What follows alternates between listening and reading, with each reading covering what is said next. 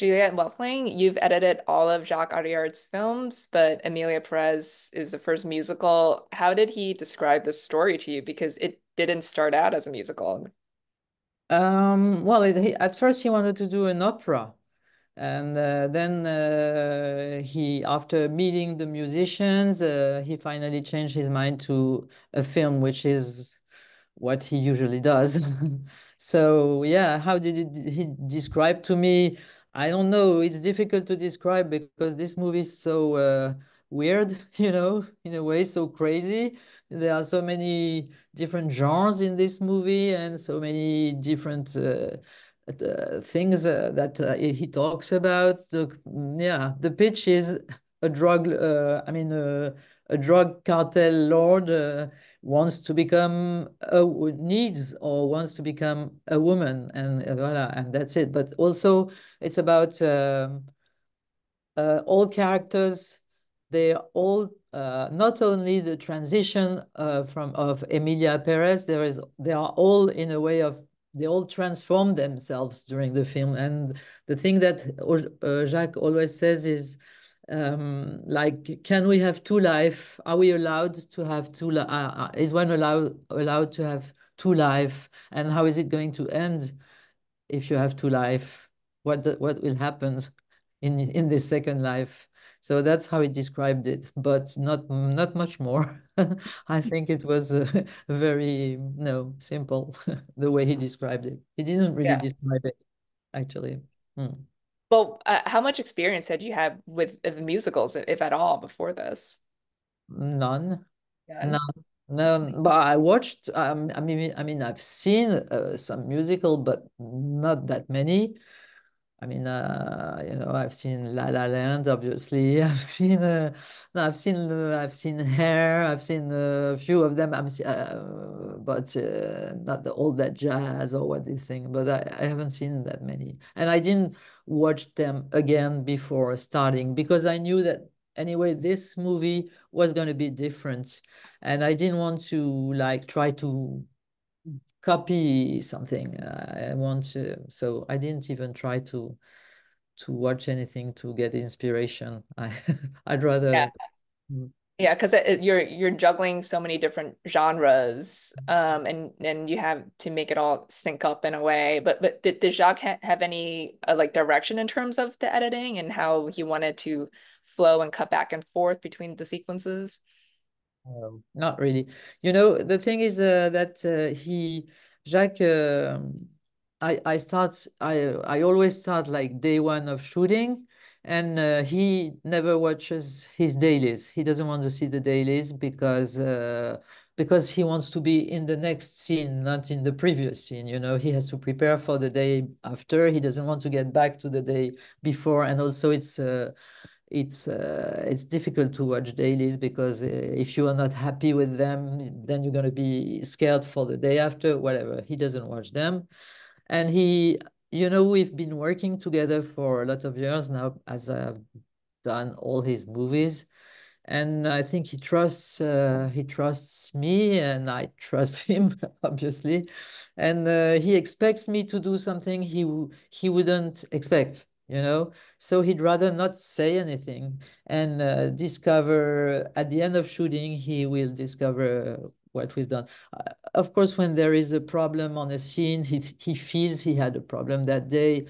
I will do a cut. I will send him a cut of the scene, but otherwise, he doesn't want to interfere. He never interferes during shooting. Then when he comes to the cutting room, we start working together. But he wants to see a first cut that already looks like a movie, like a movie, and that's not too long. That will be. He wants that the first cut is not more than like 10 minutes or 15 minutes longer than the final cut is supposed to be. So it's you have to make choices, and he wants he wants me to make choices so that he will have a surprise at some when he'll come to the cutting room, because otherwise he's afraid to be bored, I think, because he always feels, he says, I wrote the script, I shot the script, now I want to be I don't want to the editing to be every as I wrote it and I as I shot it. I want to have surprises.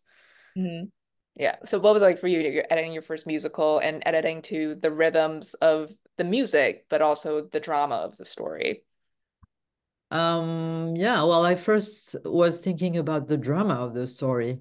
And obviously you have to stick to the tempo and you have to be very rigorous when it comes to choreographed scenes and scenes with songs. So yeah, this I learned because I hadn't figured out that it was so rigorous before. I didn't realize before that I would have to stick to the click tempo, things like this. I hadn't even been thinking about it, you know. I was just thinking, oh, wow, it's going to be fun, music, dance, I love it.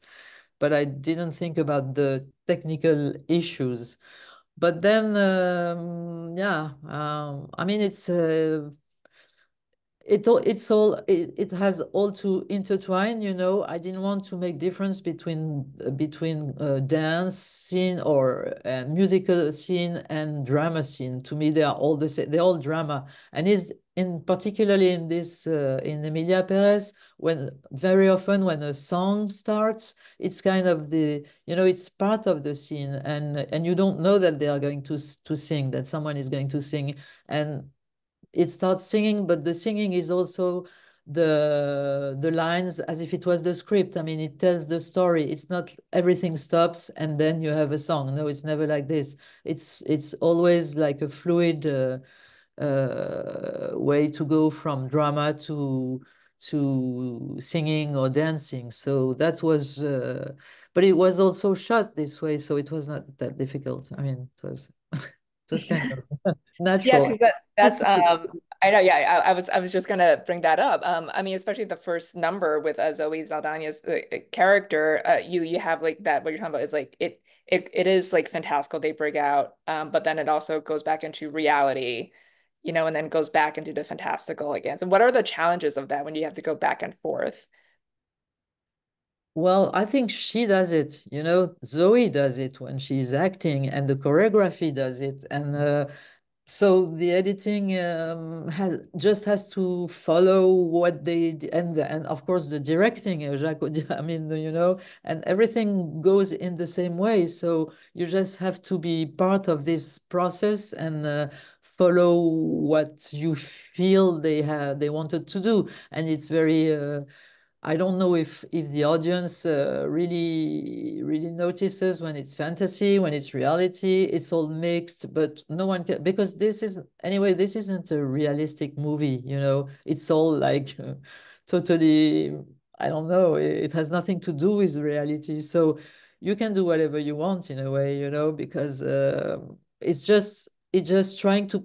I always just try to put myself into the character's head, like what would Zoe think? What would Rita, the character, think at that point? What would Emilia think? What would and that's how I work. I don't think about technical or whatever. I only think about this. I would like to be the character, and that the edit reflects what the character has in mind. The other thing, the rest is not important, I think, to me. Hmm.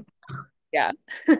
Well, since the film is so heightened, does that give you more freedom to experiment, but at the same time, you're kind of tied to the music? Yeah, you're tied to the music. Yeah. That's the problem. That was a problem to me because I hadn't realized that before. Because usually when I cut really freely, you know. I don't care about match cuts or whatever. I don't even think about them, and I'm not even sure. You know, I've never been to film school. Well, and I never learned the rules. Well, after all these years, I know the rules, but I want to ignore them. I don't want to know them. So, but here I realized what with choreography, which is really so precise, and singing, which is really so precise and has to totally stick to the tempo, I couldn't do, it was less free, obviously. But in another way, it's easier because you don't have freedom. So you just have to follow the track. You know? So I was mixed because something I thought, oh, I would like to have more freedom, but sometimes I would think, oh, that's okay because it's gonna go much faster to cut this because you just have to stick to the. So yeah, it's a bit constraining. Do you say that a bit annoying to me? It was a bit annoying to have to do that. Follow this very rigorous, but fun in the same way. Mhm. So sometimes it's a little good to have like, tiny bit of rules, right? Exactly, Yeah. exactly. Yeah, yeah, it helps sometimes. Mhm. Well, Julia, it was great speaking with you. Thanks so much for your time. We'll see you back here in a little bit.